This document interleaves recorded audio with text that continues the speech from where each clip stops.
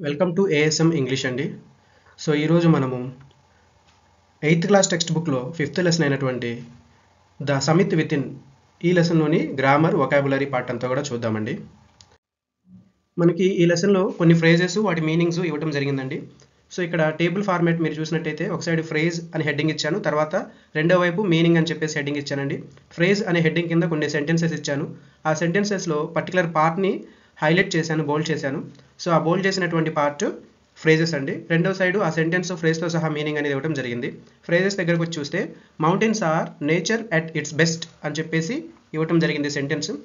So ఈ sentence యొక్క meaning చూసుకుంటే nature's best form and appearance అని చెప్పేసి అని ఇవ్వడం జరిగిందండి. సెకండ్ సెంటెన్స్ వచ్చేసి your life is at risk. At risk అనేటటువంటి ఫ్రేజ్ అండి. సో మీనింగ్ వచ్చేసి in danger, you run the risk of losing your life అనేటటువంటి మీనింగ్ అండి. నెక్స్ట్ థర్డ్ వన్ వచ్చేసి he was at his best or worst in the last meeting అని చెప్పేసి ఇవ్వడం జరిగింది. అట్ హిస్ బెస్ట్ కానీ అట్ హిస్ వర్స్ట్ కానీ అనేటటువంటిది ఫ్రేజ్ అండి. మీనింగ్ వచ్చేసి ఇట్ వాస్ హిస్ బెస్ట్ అని కానీ it was his worst performance అని కానీ సో అలాగా తీసుకుంటాము.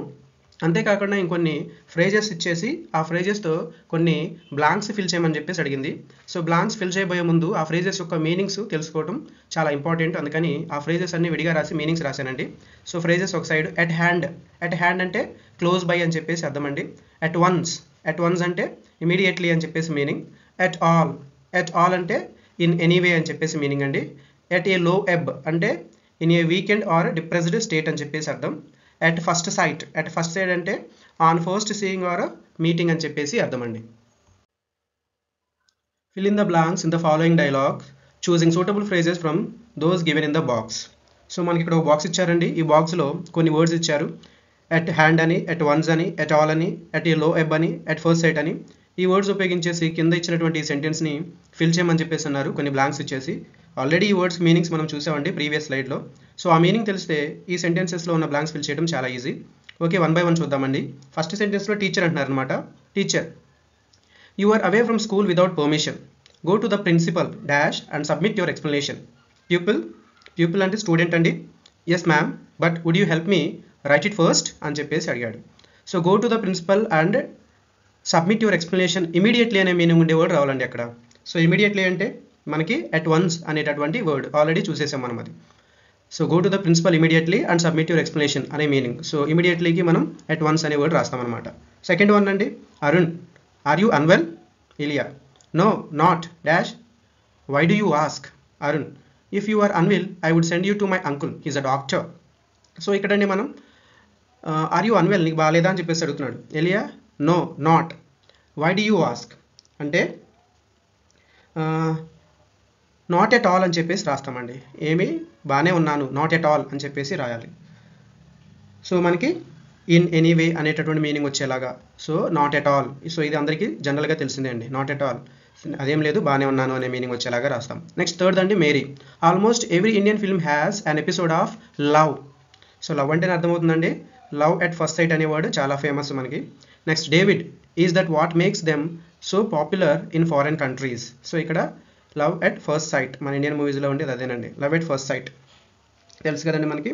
ఆన్ ఫస్ట్ సీయింగ్ అని, ఫస్ట్ మీటింగ్ అని చెప్పేసి మీనింగ్లో ఉపయోగిస్తాం. నెక్స్ట్ అండి ఫోర్త్ది, Asif, you look depressed. Why are your spirits dash today. So Ashok, I have to write 10 sentences using words that I never heard before. So ఇక్కడ మనం యూజ్ చేయాల్సినటువంటి ఫ్రేజ్ని సచ్ ఉపయోగించి రాయమని చెప్పేసి అడుగుతున్నారండి. Okay right. సో ఇక్కడ మనం చూస్తే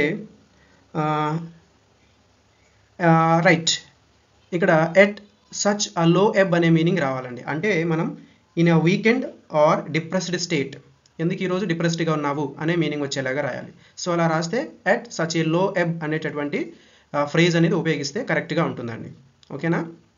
నెక్స్ట్ లాస్ట్ వన్ అండి, Sheba, your big moment is close dash. Jyoti, how should I welcome it. Sheba, get up and receive the trophy అని చెప్పేసి అన్నారు.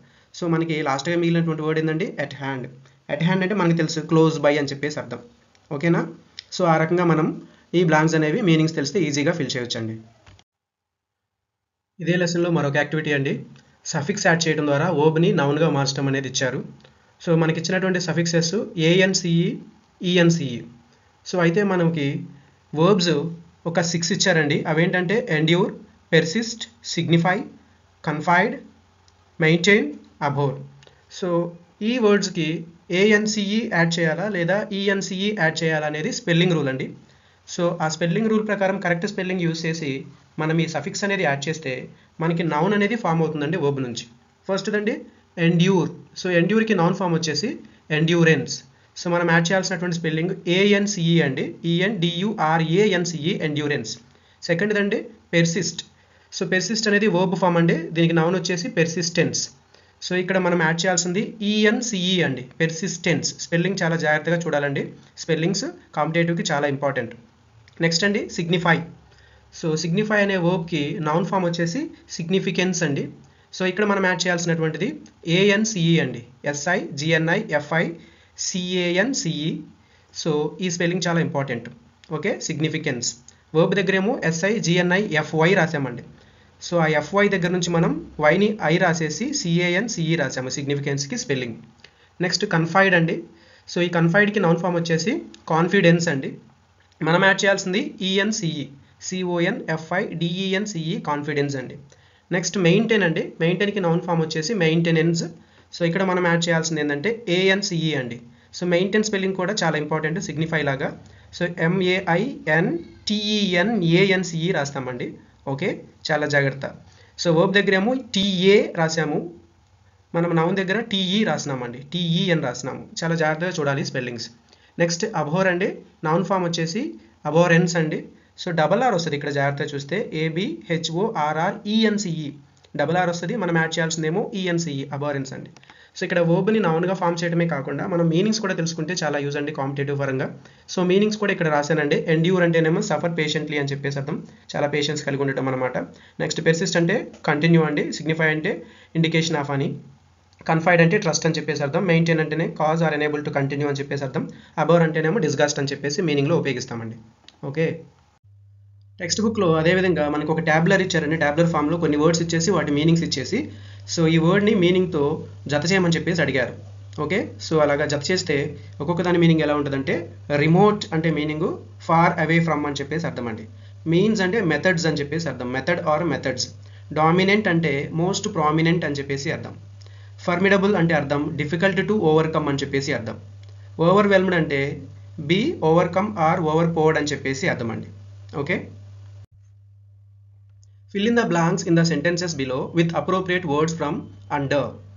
సో మనకి ఇక్కడ ఈ బాక్స్లో కొన్ని వర్డ్స్ అనేవి ఇవ్వడం జరిగిందండి. ఈ వర్డ్స్ని ఉపయోగించేసి మనకిచ్చిన ఈ సెంటెన్సెస్ని పూర్తి చేయమంటున్నారు, ఈ గ్యాప్స్ ఫిల్ చేయమంటున్నారు.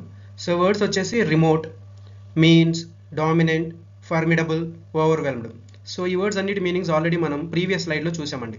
సో మనం ఆ మీనింగ్స్ని బేస్ చేసుకొని ఈ సెంటెన్స్లో ఉన్న గ్యాప్స్ ఫిల్ చేయడం ఈజీ అనండి మనకి మీనింగ్స్ తెలిస్తే. Okay, let's try. ఫస్ట్ అండి, there were dash obstacle on the way but we reached our destination safely అని చెప్పేసి అంటున్నాడండి. ఇక్కడ వచ్చేసి మనకి difficult to overcome. So difficult to overcome those obstacles. So difficult to overcome అనే meaning వచ్చేటటువంటి word వచ్చేసి మనకి ఫర్మిడబుల్ అండి. Okay, next we have no dash of finding out what happened there. So ఇక్కడ మనకి రావాల్సినటువంటి మీనింగ్ వచ్చేసి no methods of finding out అండి. నో మెథడ్స్ ఆఫ్, మెథడ్స్ అనే మీనింగ్ ఇచ్చేటటువంటి వర్డ్ మనకి మీన్స్. Okay, right. నెక్స్ట్ అండి, why he lives in a house dash from any town or village is more than I can tell.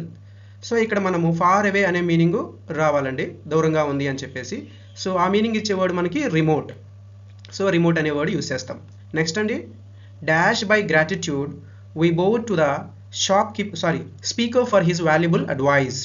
So ఇక్కడ overwhelmed అండి, తెలుసు కదండి overwhelmed అంటే overcome అని, ఓవర్ పోర్డ్ అని చెప్పేసి మీనింగ్లో రాస్తాం అనమాట. నెక్స్ట్ లాస్ట్ సెంటెన్స్ అండి, the old castle stands in a dash position above the sleepy town. So లాస్ట్గా మనకి మిగిలిపోయింది ఏంటండి, డామినెంట్. డామినెంట్ అంటే మోస్ట్ ప్రామినెంట్ పొజిషన్ అని చెప్పేసి అర్థం అండి. ఈ రకంగా మనం ఈ బ్లాంక్స్ అనేవి ఫిల్ చేస్తాం.